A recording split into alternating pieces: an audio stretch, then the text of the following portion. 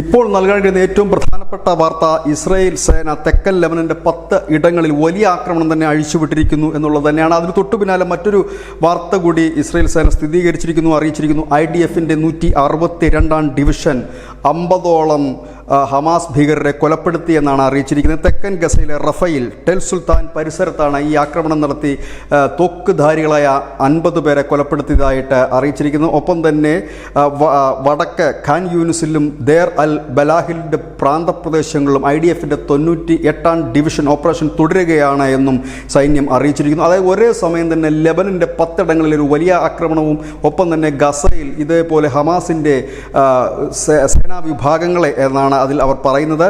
അതിൽ പറയുന്ന ഹമാസിൻ്റെ നഹാൽ ബ്രിഗേഡിൻ്റെ സൈനിക യൂണിറ്റിൽപ്പെട്ട 50 പേരെയാണ് വ്യോമസേന കൊലപ്പെടുത്തിയതെന്നും പറയുന്നു. ഏതായാലും അടിയും തിരിച്ചടിയുമായി മുൻപോട്ട് പോകുന്നു. ഇതിനിടയിൽ ഹിസ്ബുള്ളയുടെ ഭാഗത്ത് നിന്ന് ഇസ്രായേലിന് നേർക്ക് റോക്കറ്റ് ആക്രമണം നടക്കുന്നതായ വാർത്തയും പുറത്തു വരുന്നു. News desk news India Malayalam.